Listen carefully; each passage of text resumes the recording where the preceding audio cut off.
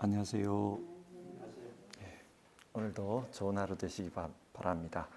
사도신경으로 우리의 신앙을 같이 고백하시고 하나님께 예배드리겠습니다. 나는 전능하신 아버지 하나님, 천지의 창조주를 믿습니다. 나는 그의 유일하신 아들, 우리 주 예수 그리스도를 믿습니다. 그는 성령으로 잉태되어 동정녀 마리아에게서 나시고 본디오 빌라도에게 고난을 받아 십자가에 못 박혀 죽으시고 장사된 지 사흘 만에 죽은 자 가운데서 다시 살아나셨으며 하늘에 오르시어 전능하신 아버지 하나님 우편에 앉아 계시다가 거기로부터 살아있는 자와 죽은 자를 심판하러 오십니다. 나는 성령을 믿으며 거룩한 공교회와 성도의 교제와 죄를 용서받는 것과 몸의 부활과 영생을 믿습니다. 아멘. 찬송가 528장 예수가 우리를 부르는 소리, 우리 1절과 2절을 같이 부르고 기도하겠습니다. 528장입니다.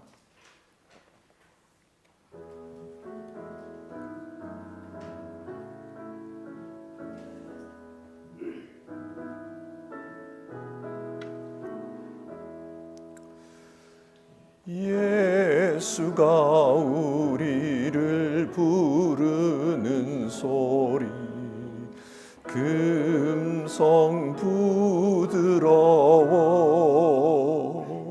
문 앞에 나와서 사면을 보며 우리를 기다리네. 오라 오라 방황치 말고 오라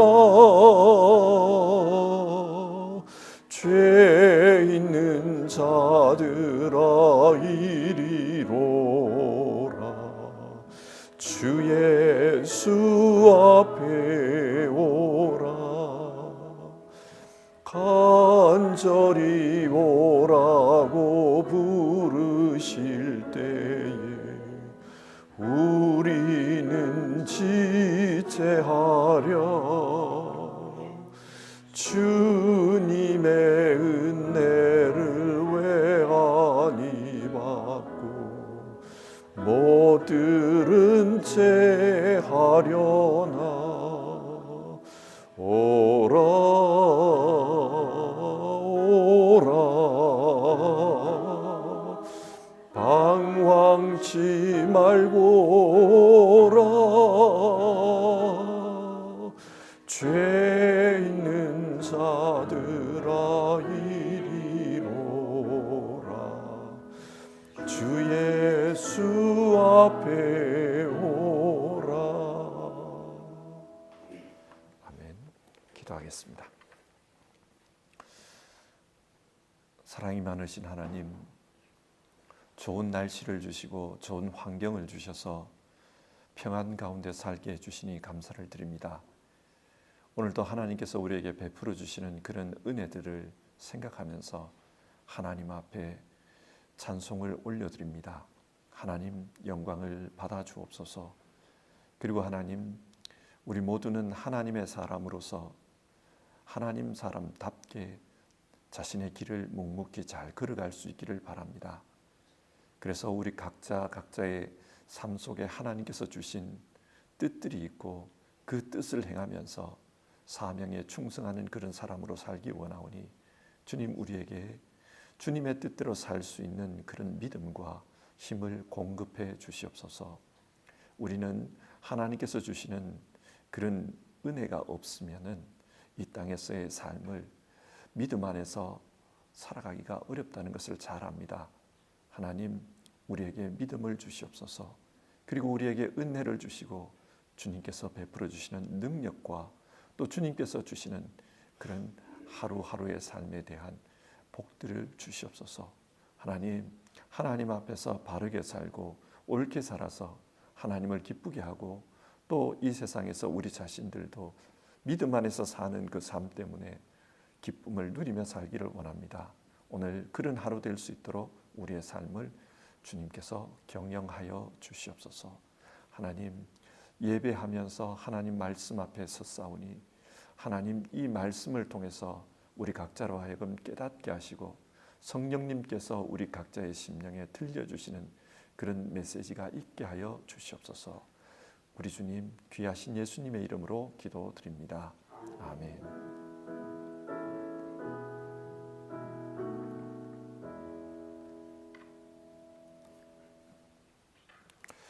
오늘 읽으실 성경 말씀은 로마서 10장의 말씀입니다. 로마서 10장입니다.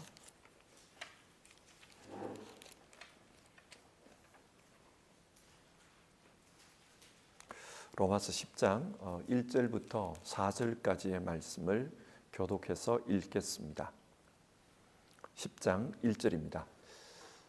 형제 자매 여러분, 내 마음의 간절한 소원과 내 동족을 위하여 하나님께 드리는 내 기도의 내용은 그들이 구원을 얻는 일입니다. 나는 증언합니다. 그들은 하나님을 섬기는 데 열성이 있습니다. 그러나 그 열성은 올바른 지식에서 생긴 것이 아닙니다. 그들은 하나님의 의를 알지 못하고 자기 자신들의 의를 세우려고 힘을 씀으로써 하나님의 의에는 복종하지 않게 되었습니다. 그러므로 그리스도는 율법의 끝마침이 되셔서 모든 믿는 사람에게 의가 되어 주셨습니다.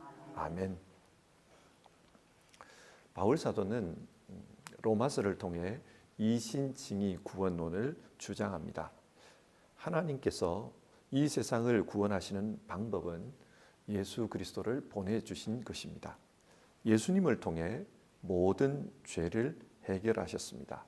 그리고 하나님과 화목하게 하셨습니다. 이 예수님을 믿고 예수님과 연합한 사람은 하나님께서 의롭다 인정해 주십니다. 이신칭의 구원론, 이것이 바울이 전한 복음의 핵심입니다. 이 복음을 전해 들은 많은 민족들이 하나님께로 돌아왔습니다. 이방인이 하나님의 백성이 된 것입니다. 그런데 하나님의 백성이라고 여겨지던 이스라엘은 이 복음을 믿지 않았습니다. 바울은 이것이 큰 고민이 되었습니다. 왜 하나님께서 선택한 백성인 이스라엘은 이 복음을 믿지 않을까? 왜 하나님은 구원 역사를 이렇게 진행하시는 것일까? 그런 고민이 있었습니다. 그래서 로마서 9장부터 11장에 이런 바울의 고민이 기록되어 있습니다. 하나님께서는 왜 이렇게 하셨을까요? 성경 말씀 우리 같이 한번 살펴보겠습니다. 10장 1절을 보시면 바울은 자신의 소원이 무엇인지를 말하고 있습니다. 형제 자매 여러분, 내 마음의 간절한 소원과 내 동족을 위하여 하나님께 드리는 내 기도의 내용은 그들이 구원을 얻는 일입니다. 이스라엘 백성들이 구원을 얻는 것, 그것이 바울 자신의 소원이라고 말합니다. 그러기 위해서는 이스라엘이 예수님을 믿어야 합니다. 그런데 이스라엘은 예수님을 믿지 않고 있습니다. 왜 예수님을 믿지 않는 것일까? 그것은 이스라엘이 하나님의 의에 대해 잘못 알았기 때문이다. 그렇게 말합니다. 2절과 3절을 보시면요. 나는 증언합니다. 그들은 하나님을 섬기는데 열성이 있습니다. 그러나 그 열성은 올바른 지식에서 생긴 것이 아닙니다. 그들은 하나님의 의를 알지 못하고 자기들의 의를 세우려고 힘을 씀으로써 하나님의 의에는 복종하지 않게 되었습니다. 이스라엘은 하나님의 의에 대해 잘못 알고 있다는 것입니다. 이스라엘이 알고 있는 하나님의 의는 자기 의입니다. 자기 자신들이 율법을 열심히 지켜서 그래서 의롭게 되어야 구원에 도달한다. 그렇게 생각했습니다. 자기 스스로 의롭게 되는 겁니다. 그런데 이것이 가능할까요? 예를 들어 하나님은 10계명에서 살인하지 말라 그런 계명을 주셨습니다. 이스라엘 사람들은 이 계명에 대해서 다른 사람을 죽이지 않으면 살인하지 않았다. 그렇게 생각했습니다. 그런데 예수님은 이에 대해서 뭐라고 말씀하셨습니까? 마태복음 5장을 보면은 형제에게 화를 내고 그에게 욕을 했다면 이건 역시 살인이다. 그렇게 말씀하십니다. 영적 살인이라는 말입니다. 한번 따져봅시다. 태어나서 한 번도 다른 사람에게 화를 내지 않은 사람이 있을까요? 한 번도 다른 사람에게 나쁜 마음을 품지 않은 그런 사람이 있을까요? 성경이 이 사실을 통해서 무엇을 말합니까? 성경은 행함으로는 하나님의 의에 이를 수 없다. 그것을 말하고 있습니다. 그러면 어떻게 해야 됩니까? 하나님은 구약 성경을 통해 어떻게 해야 되는지를 이미 말씀해 주셨습니다. 창세기 15장 6절의 말씀입니다. 아브라함이 하나님을 믿으니 하나님께서 이를 그의 의로 여기셨다. 하나님은 아브라함의 믿음을 의로 여기셨습니다. 이것이 정답입니다. 그런데 믿음을 의로 여기셨다. 여기에는 이런 의미가 들어 있습니다. 하나님, 나의 행위로는 하나님의 의에 이르지 못합니다. 그래서 나는 그저 하나님을 믿을 뿐입니다. 하나님께서 의를 이루어 주십시오. 이것이 구원과 관련해서 아브라함이 가졌던 마음일 것입니다. 하나님은 이 믿음을 사람들에게 원하시는 겁니다. 하나님은 이 땅에 예수님을 보내주셨습니다. 그리고 예수님을 통해 인간의 죄와 허물을 용서해 주셨습니다. 예수님을 믿기만 하면 모든 사람이 의롭다 인정받을 수 있도록 하나님께서 다 행하셨습니다. 그래서 4절을 보면요. 그러므로 그리스도는 율법의 끝마침이 되셔서 모든 믿는 사람에게 의가 되어 주셨습니다. 예수님은 율법의 끝마침이 되셨습니다. 여기서 끝마침이라는 이 단어를 보면은 목적에 도달했다 이 말입니다. 하나님은 예수님을 통해 율법을 통해 원하셨던 그 목적에 도달하셨습니다. 예수님은 모든 믿는 자의 의가 되어 주신 것입니다. 그래서 우리는 그 예수님을 믿기만 하면 의롭다 인정받게 되는 겁니다. 그런데 이스라엘은 이 사실을 모른다는 것입니다. 아직도 자기 힘으로 노력해서 자기 스스로 의로워져야 된다. 그렇게 생각하고 그렇게 살고 있다는 것입니다. 그 결과 어떻게 되었는가? 하나님께서 선택한 백성이라고 불리던 이스라엘은 하나님의 구원에서 멀어졌습니다. 반대로 구원에서 탈락했다고 생각했던 그 이방인은 하나님의 구원에 이르게 되었다는 겁니다. 바울은 이 이야기를 통해서 지금 이스라엘에게 어떤 문제가 있는지 그것을 말했습니다. 문제를 알았다면 그 문제로부터 해결책을 찾아야 됩니다. 그 해결책이 뭐냐? 10절입니다. 사람은 마음으로 믿어서 의에 이르고 입으로 고백해서 구원에 이르게 됩니다. 해결책은 이신칭이 하나님께서 우리에게 주신 그 의를 마음으로 믿고 입으로 고백하는 데 있다는 겁니다. 여기서 마음으로 믿는다는 것은 자신의 중심으로 하나님을 믿는 것입니다. 마음은 그 사람의 중심을 의미합니다. 자신의 중심으로 하나님을 믿는 겁니다. 그리고 입으로 고백한다는 것은 자신의 마음으로 믿는 것을 삶으로 표현하는 것입니다. 그러니까 바른 믿음은 자신의 내면과 외면 그 모든 것으로 하나님을 믿는 것입니다. 예수님 안에서 이루어진 하나님의 의는 우리의 이런 믿음을 통해서 우리에게로 전해집니다. 그래서 예수님 안에 이루어진 그 의가 우리 안에서도 이루어지는 것입니다. 그래서 우리는 의롭다 인정받게 됩니다. 그런데 우리가 이렇게 예수님을 믿을 수 있는 이유는 예수님이 가까이 계시기 때문이다. 그렇게 말합니다. 6절과 7절을 보면 예수님은 복음을 통해 우리에게 가까이 계십니다. 그리고 8절 하나님의 말씀은 네게 가까이 있다. 네 입에 있고 내 마음에 있다. 하나님은, 예수님은 이 복음을 통해 우리 가까이 계실 뿐만 아니라 우리에게 찾아오십니다. 우리 마음에 계십니다. 그래서 복음을 믿는 사람은 누구나 자신의 심령 속에서 예수님을 만날 수 있습니다. 13절을 보겠습니다. 주님의 이름을 부르는 사람은 누구든지 구원을 얻을 것입니다. 주님께서 우리 가까이 계시기 때문에 그 주님의 이름을 부르는 사람은 구원을 얻게 됩니다. 그런데 바울이 이런 질문을 합니다. 14절을 보시면 사람들은 자기들이 믿은 적이 없는 분을 어떻게 부를 수 있겠습니까? 또 들은 적이 없는 분을 어떻게 믿을 수 있겠습니까? 맞는 말입니다. 예수님에 대해서 듣고 또 배워야 예수님을 믿을 수 있다는 것입니다. 들은 적이 없는데 어떻게 믿을 수 있습니까? 그래서 누군가는 복음을 전해 주어야 한다는 것입니다. 그래서 복음을 들을 수 있도록 해 주어야 합니다.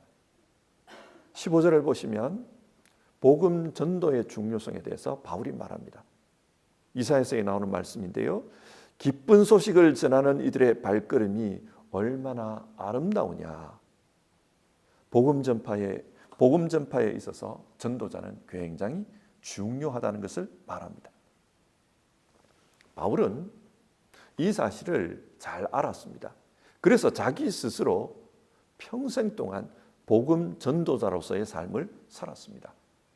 소아시아에서, 유럽에서 곳곳을 다니면서 복음을 전했습니다. 그 결과 어떻게 되었습니까? 16절에서 이런 말을 해요. 그러나 모든 사람이 다 복음에 순종한 것은 아닙니다. 복음을 들은 모든 사람이 다 믿은 것은 아니라는 말입니다. 특별히 유대인들이 그러했습니다.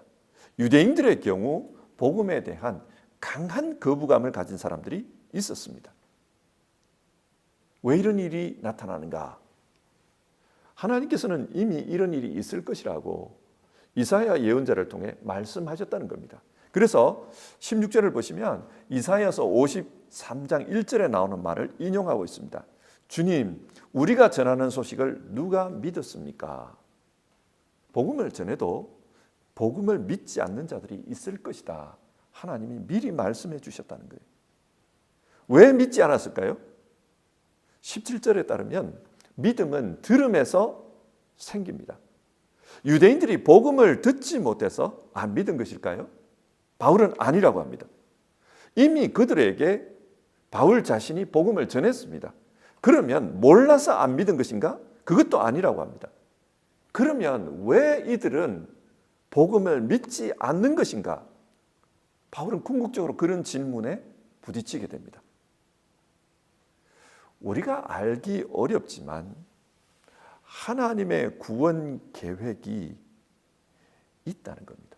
우리가 알기 어렵지만 숨어있는 하나님의 구원 계획이 있다.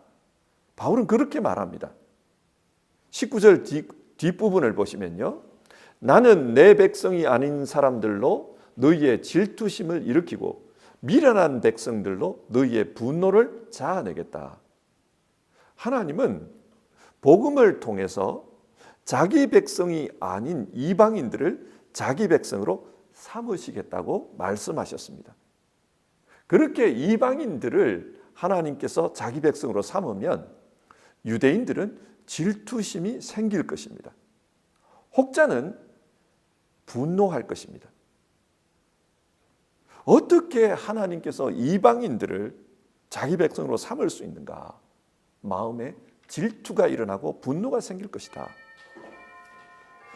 하나님은 이런 과정을 통해 이스라엘도 하나님의 구원으로 돌아오게 하실 것이다 말씀합니다. 바울은 이런 하나님의 숨어있는 구원 계획, 구원의 경륜을 믿습니다. 이와 똑같은 내용이 20절과 21절에서도 반복되고 있습니다.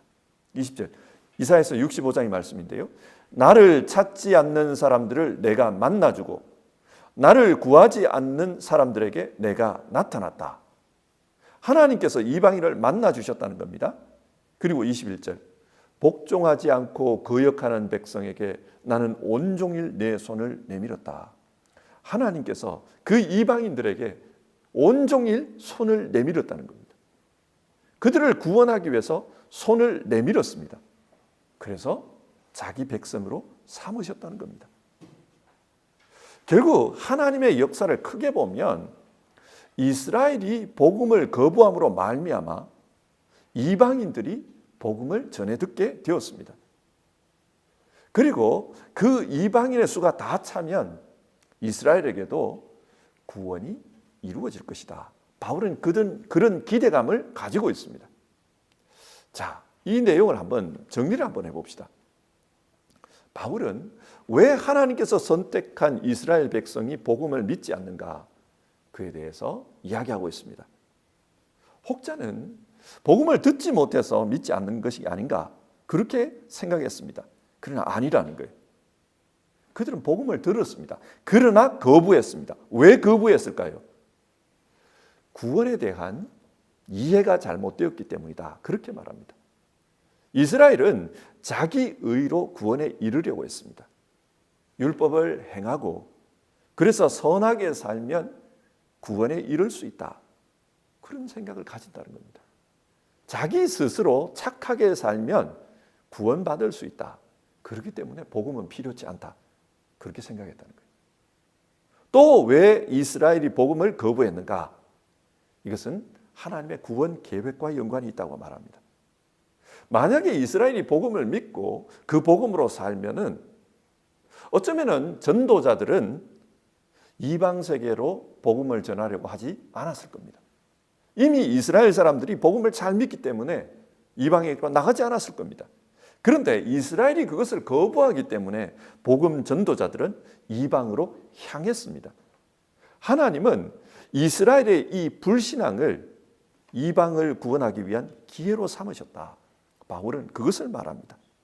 그리고 이방 땅에서 구원의 수가 다 차면 이스라엘도 구원받게 될 것이다. 그런 기대감을 가지고 있습니다. 자, 이 말씀을 오늘 우리 현실에서 한번 생각해 봅시다. 우리 주변에도 오늘 성경에 나오는 이스라엘과 같은 분들이 있습니다. 분명히 그 조건만 보면 복음을 믿어야만 하는 사람입니다. 복음을 믿을 수 있고 복음을 믿고 구원에 이를 수 있는 사람입니다. 그런데 이상하게도 복음을 믿지 않는 그런 분들이 있습니다. 만약 이런 분들이 가족 중에 있다면 오늘 바울의 고민과 같은 고민이 우리의 고민일 겁니다. 바울은 그것 때문에 너무 괴롭다고 말합니다. 그리고 내 소원이 이겁니다. 그 사람들이 구원받는 겁니다. 그 말을 하고 있어요. 자, 여기서 우리는 생각해 봐야 합니다. 왜 하나님께서 내 가정에 내 아는 이 사람에게 구원을 베풀지 않을까? 분명히 믿을 수 있는데 왜 베풀지 않을까? 어쩌면 선하게 살면 된다. 그런 생각을 가지고 있을 거예요. 예수님을 믿고 그 예수님으로 말미암아 구원받는다는 게 이해가 안 되기 때문에 안 믿을 수 있습니다. 내가 선하게 살아야지 왜 남의 의로 내가 의롭게 되느냐? 그렇게 생각하기 때문입니다. 주님의 의를, 하나님의 의를 알아야 합니다. 어떻게 해요? 거기에서 우리의 역할이 중요해집니다. 전도자인 우리의 역할이 중요해집니다. 그런데 문제는 남에게는 이런 말을 하기 쉬운데 가까이 있는 사람들에게는 이 말을 하기가 어렵다는 사실입니다. 그리고 전에도 잘 안 듣는다는 게 문제입니다. 그러면 어떻게 해야 되는가? 바울은 오늘 우리에게 하나님의 구원 역사를 믿으라. 신비한 하나님의 구원 역사를 믿으라. 그렇게 말합니다. 어제 수요 성경 공부에서도 잠시 말씀드렸습니다만 스펄전 목사의 경우가 그래요. 스펄전은 영국 출신의 유명한 전도자입니다. 이분은 1850년대부터 1890년대까지 세계 복음주의에 아주 큰 영향을 끼친 사람입니다. 그런데 이분은 원래는 예수님을 안 믿던 사람이에요. 그런데 어느 날 그 동네를 지나가던 무명의 설교자의 설교를 듣게 됩니다. 예수를 바라보시오. 아주 단순한 내용의 짧은 설교였습니다. 그런데 그 설교가 이 스펄전의 마음에 꽂힌 거예요. 그래서 예수님을 바라보게 되었다는 겁니다. 그리고 회심하고 예수님의 사람이 되었습니다. 이 사건은 큰 역사에서 보면 아주 사소한 사건일 수 있습니다.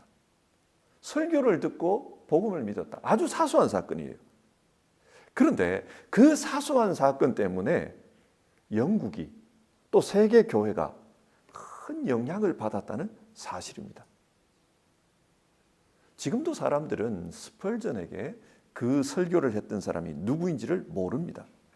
스펄전 자신도 누군지를 모릅니다. 우연히 어떤 사람을 만났고 우연히 그 사람을 통해서 예수님을 만난 겁니다. 아마 스펄전에게 복음을 전했던 이 사람 역시도 자신이 그런 대단한 일을 했다는 걸 모를 거예요. 자기가 스펄전에게 복음 전했다는 걸 모를 겁니다. 자, 그렇다면 우리는 이런 질문을 해봐야 됩니다. 이 스펄전을 회심케 하신 분은 누구일까요? 누가 이 역사를 만든 걸까요? 사람은 의도치 않았습니다. 누가 이 일을 했을까요? 하나님께서 이 일을 끌어가시는 겁니다. 알 수 없는 계기를 통해서, 이름 없는 사건을 통해서 하나님이 그렇게 끌어가시는 겁니다. 우리에게도 이런 일은 일어날 수 있습니다. 우리도 별 의미 없이, 우리도 별 의도 없이 어떤 일을 했는데 그것이 어떤 사람에게 어떤 계기가 되어서 하나님의 역사로 나타날 수 있다는 것입니다. 그렇기 때문에 우리는 일상의 삶에서 믿음으로 사는 것, 예수님을 말하는 것, 그것이 중요합니다. 우리가 믿음으로 사는 것, 우리가 예수님에 대해서 말하는 것, 그것은 별것 아닐 수 있지만 그러나 그것을 통해서 하나님이 일하실 수 있다는 사실입니다. 어쩌면 우리가 한 사소한 일이 여러분의 가족의 훗날 생각 속에 그래, 그런 일이 있었지, 그게 생각이 되어서 회심할 수도 있습니다. 그리고 어쩌면 시간이 지난 후에 아주 작은 말들이 그 사람의 마음속에 되뇌어지면서 하나님의 역사로 나타날 수 있습니다. 우리는 그것을 믿어야 합니다. 바울은 하나님의 구원 역사를 믿으라. 구원은 우리가 할 수 있는 게 아니다. 하나님의 구원 역사를 믿으라. 그리고 우리는 전도자로서 늘 하나님 앞에서 믿음으로 사는 것, 그거 외에 답이 없다. 성경은 그걸 말합니다. 성도 여러분, 우리가 이것을 믿고 그렇게 살았으면 좋겠습니다. 우리 일상의 삶에서 신실하게 믿음으로 사는 우리 모두가 되기를 바랍니다. 495장입니다. 495장.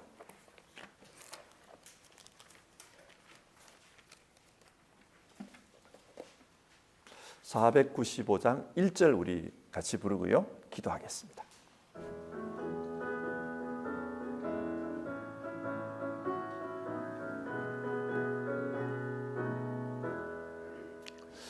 익은 곡식 거둘 자가 없는 이때에 누가 가서 거둘까? 내가 어찌 게으르게 앉아 있을까? 어서 가자 밭으로 보내주소서, 보내주소서. 제단 숯불 내 입술에 대니 어찌 주저할까? 주여 나를 보내주소서. 우리 같이 기도해 봅시다. 이 우리가 부른 찬송가의 그 근본은 이사야서 6장의 말씀에 있습니다. 이사야 선지자가 하나님의 성전에서 하나님을 만나면서 이 고백을 하게 된 겁니다.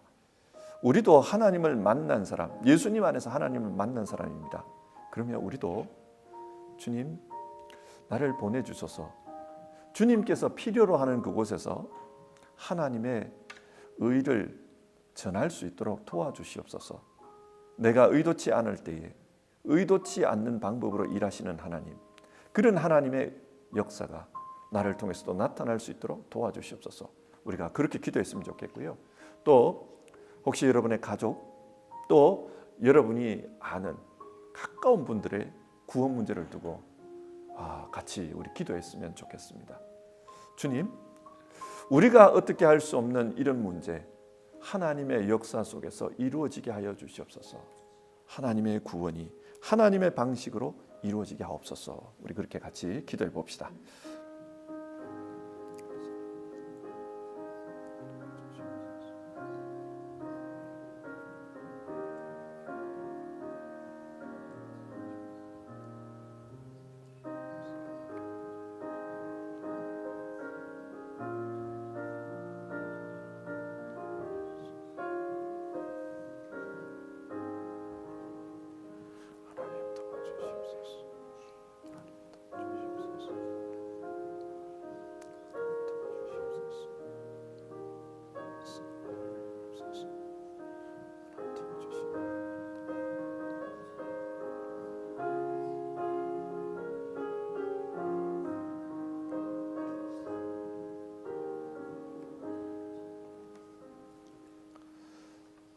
하나님, 오늘 성경 말씀을 통해서 이스라엘의 구원 문제에 대해 바울 사도가 가지고 있었던 고민과 또 그 고민에 대해서 어떤 생각을 가지고 있었는지를 우리가 살펴보았습니다.